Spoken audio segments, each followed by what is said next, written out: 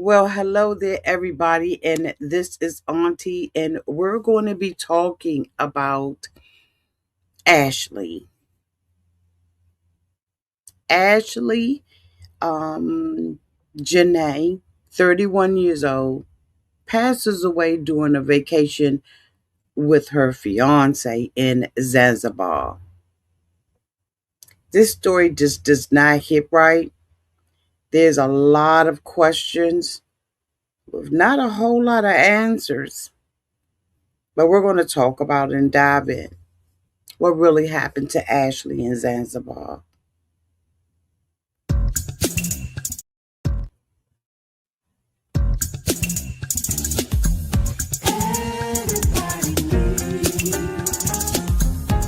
A sweet old auntie. Thank you, subscribers, to my nieces and nephews, and all of y'all who have been here through the long haul. Shall we get into it? Oh, yes, we shall. It's time for Auntie's advice. Sweet old. It's time for Auntie's advice. Oh, yeah. It's time for Auntie's advice.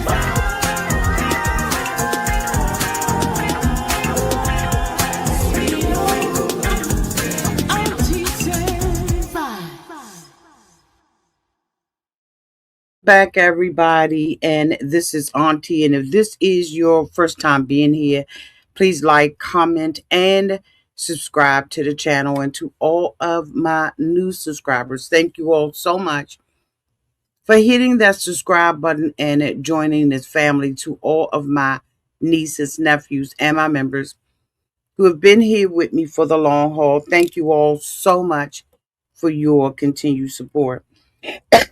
I don't know what's happening lately, if there's something in the water, but we're going to be discussing a couple of cases that are right now in the spotlight, where we just don't have an understanding anymore about love and the thin line between it and hate.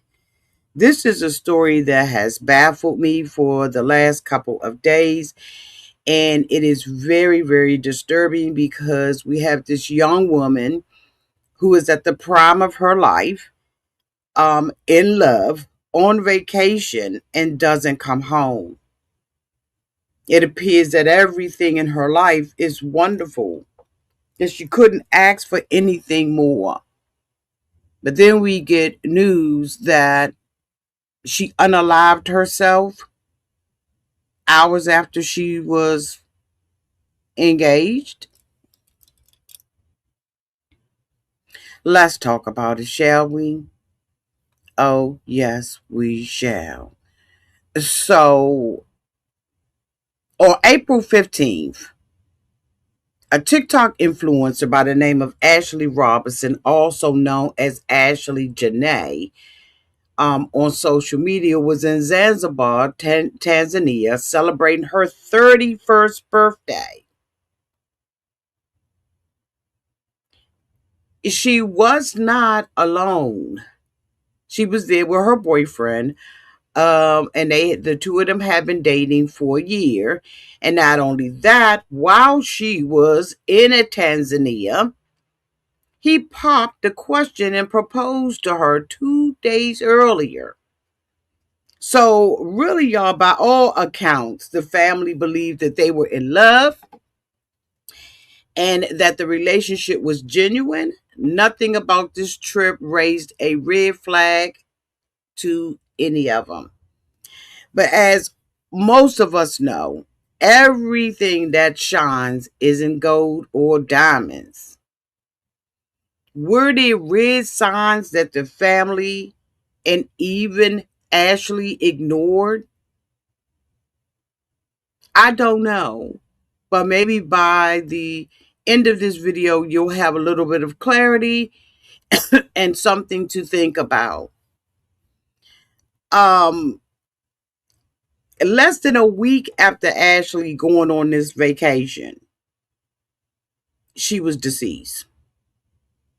On April 8th, Ashley called her mother and told her mother that she and her fiance had gotten into an argument. Because of the nature of that argument, they were moved to separate rooms. So this wasn't just an ordinary argument, this was an argument, okay? It appears from some of the things that have been reported that the two of them were in and were having an argument and having a spat, that it was so loud and disruptive that they are alleging that the people that were across the hall and in the vicinity called, and they were separated. Now, that had to have been a hell of an argument. Number one, for people, a total stranger, to feel like, oh my God, stranger danger, there's something going on. It is so escalated that I need to call the police about this.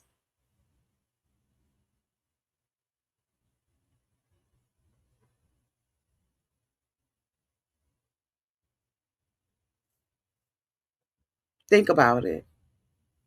You're on a vacation. Someone is having an argument next door, to the extent that you feel compelled to call for help. And once that help arrives, the couple that you saw on vacation in Tanzania have to be separated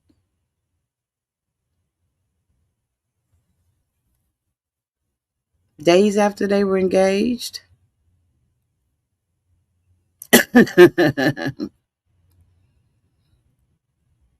So we already know we have a shift in the dynamics. Things are not as perfect as they may have seemed to everybody just days before. And then the very next day, her mother gets a call. But this time it's not from Ashley, it's from her fiance. And according to him, Ashley had done something to herself and was being taken to the hospital. So we're going to take a little pause right here.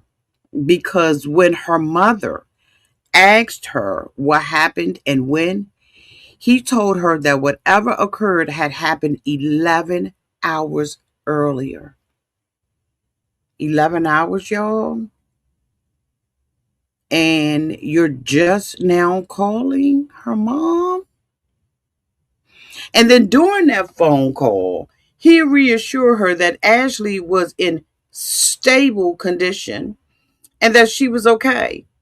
And he told her not to worry, but again, this was 11 hours after something had already happened to Ashley, after Ashley had already told her mother that the two of them were arguing and that they had to be separated. What was the condition of her body, of her face, of what condition was she in? Did her mom ask those questions? I don't know, y'all. I don't know. But it seems like we're just getting a smidget of what we should be getting.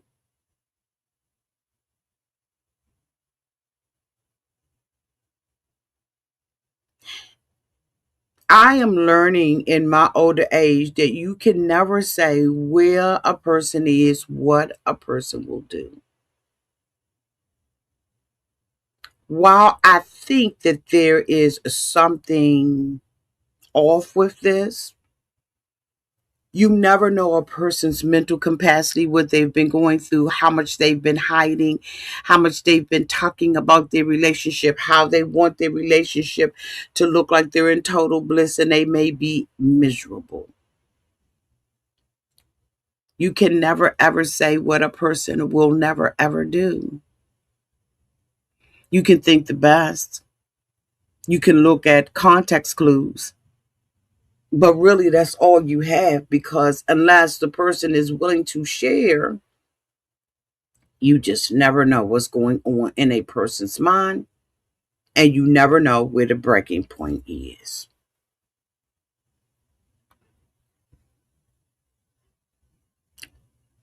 After the mom received the phone call from Ashley's now fiance, hours later, the family is told that Ashley had passed away. According to the hospital's medical report, there was an unidentified mark around her neck. The report includes a statement that, quote, according to the fiance, he found her hanging on the door. Viewer discretion is advised. There were even question marks noted in the report itself, which raises even more concerns about this situation. So at some point, he reportedly went back to the room with hotel security, and that's when she was found. So Ashley was taken to a second hospital where the cause of death was listed as cerebral asphyxia due to strangulation and suffocation. Now, let me just say this and make this really clear. Her family does not believe that Ashley would have done anything to harm herself. They have been very firm about that. They said that there was nothing in her behavior, nothing in her mental state that would lead them to believe that she would take her own life. So as of now, there's still no clear answers. The family has stated that they have not seen any surveillance footage. They have not received a clear timeline. They have not gotten the kind of transparency that would help them to understand what actually happened in the room. They've also said that there has been no communication with the fiance since then. Let me repeat. They've also said that there is no communication with the fiance since. None. And y'all, here's another key point. The family received emails from the embassy in Zanzibar confirming that the investigation is still ongoing. They have not officially determined the cause of her death. Nothing has been finalized or released. Everything is still pending. So right now, this is where things stand. A woman goes on a birthday trip with the man that she loves and just got engaged to. An argument happens. They're separated into different rooms. Hours go by after an alleged incident. A delayed call was made. Conflicting and unclear details emerge. And now her family is left grieving, confused, and searching for answers. And the biggest things that they are asking for is one, a clear timeline, two, transparency, and three, the truth about what really happened to Ashley. Because of as of right now, in my humble opinion, something just isn't adding up. People magazine has reported that Ashley Janay had over 88,000 followers. She was sharing her lifestyle and her life with her partner, her fiance, Joe McCann.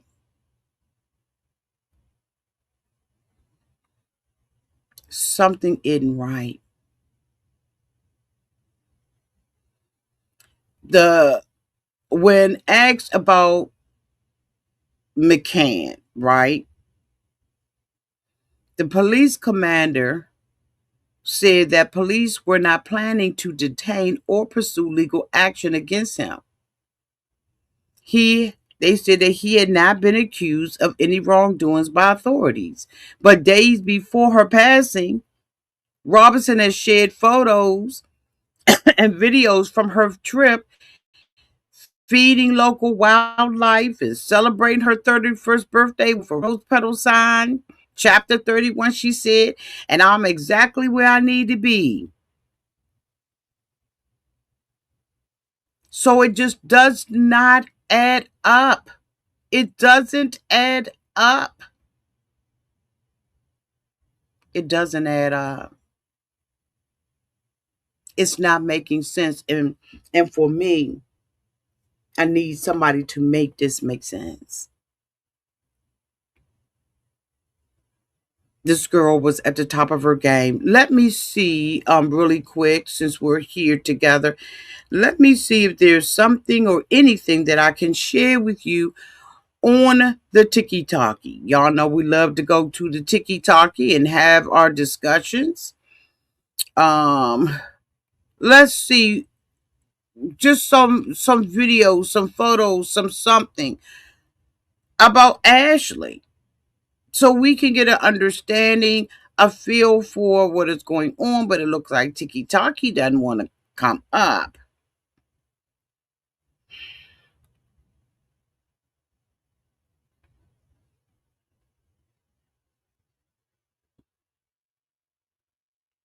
Yeah, it looks like Tiki Talkie does not want to come up. But so let me see if there are any periodicals that will give me an insight on Ashley. A beautiful, beautiful, beautiful young woman.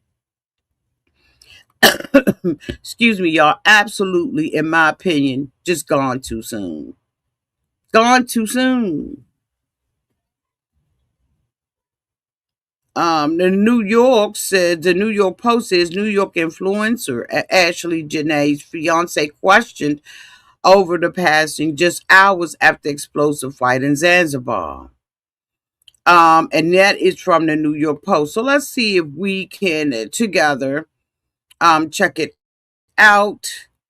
Let's see what the New York is saying. Just one second while I share on my screen. What are you saying, sweetie? It was on another podcast, police news straight from Tanzania. It is heartbreaking. Christine says, but I definitely think the fiance was involved. But you said something earlier, which was, I agree. It's really strange, but plenty of people pretend to be happy online. And I had mentioned that, okay? Um, I absolutely mentioned that at the beginning part of this. I don't know whether or not you were here, but I will reiterate that again. Many people pretend to be happy. They pretend to be in a relationship that brings them joy, where they're happy and all of that, and they're living in hell. I don't know what that's about, right? Because I just don't have it in me. For those of you all who have been following me, y'all know I can't fake it. Even if I get in trouble being real and giving my honest opinion, I can't fake it till I make it. Because faking it means I didn't make it. I am too old and too mature to fake anything anymore. It is what it is. And and the thing about being a content creator, there are certain areas of your life that you cannot share, especially when you have created a platform where everything that looks shiny or everything that is gold is shiny. There is a lot of pressures on people who do content on any platform, and they want to project a certain image. It is much harder to share your life, to share authentic, to be authentic in front of your audience. That is it's very hard. And she had a lifestyle channel. Lifestyle channels equal monetization. Monetization means ads, working for different companies and stuff like that. That's what monetization means. And a lot of, especially the younger ones who are on TikTok and Instagram and YouTube, they want to appeal to a certain audience. And appealing to that audience is monetization. It's money for them. And they don't understand that authenticity sells. I never hear, even on the YouTube, produce or give y'all or suggest that you all purchase anything unless I stand behind the brand. I don't stop y'all in the middle of my commentary, of my reviews, and say, yeah, so better health. Like because I don't want a brand to dictate to me what I can and I cannot say on my channel. And so when they come in the inbox, I decide that's not what I want. If I want to advertise or recommend a product for you all, I do that and I tag that product and I stand behind it. Outside of that, I don't do like I don't have it to do. But just from me looking at her, it appeared that she was happy. Like, who would go on a vacation that's going to take you almost 24 hours to get there with somebody that you don't care about? It's just not adding up, y'all. It's not adding up. I don't know whether or not this was a fake or phony relationship that she had with this man. Like, I don't know, right? Nobody knows that. But she was absolutely gorgeous. And she looked like she was happy with him, while other people say he didn't look like he was happy with her. I don't know, y'all. Um, I want to show up of him. And of the two of them, I want to do all some contact visualization by you all visualizing this. Um,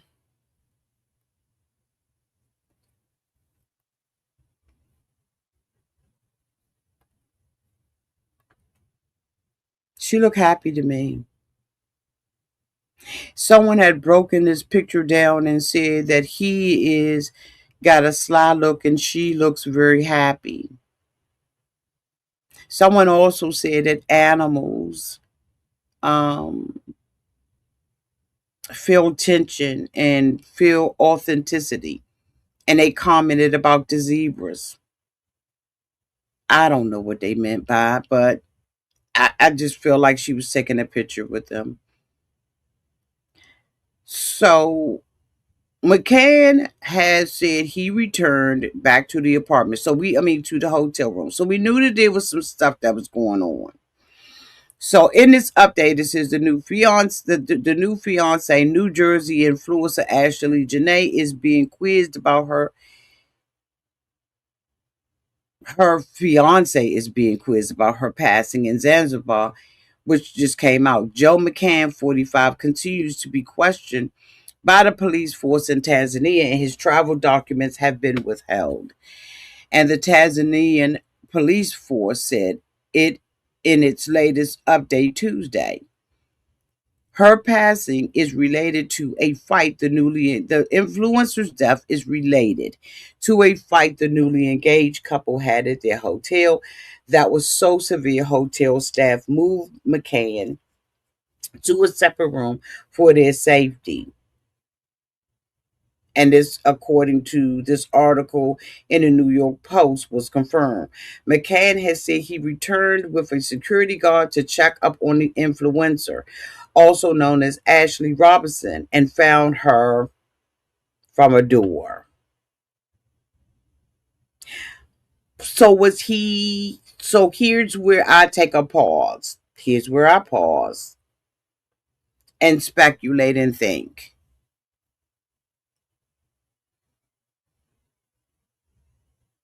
Why was he going back to the room? Why did he need a security guard?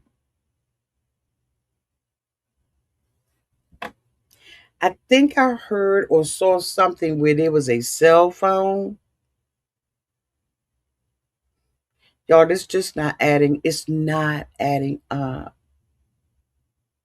For some reason, my TikTok is not working. But let's see.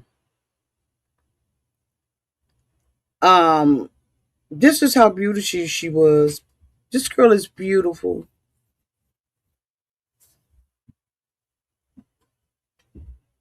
Absolutely gorgeous.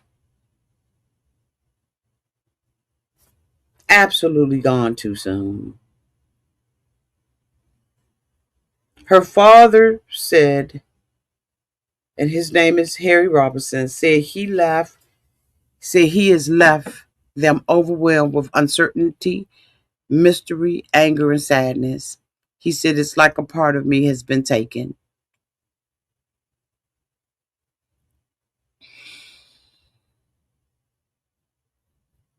Y'all, what do y'all think about this story?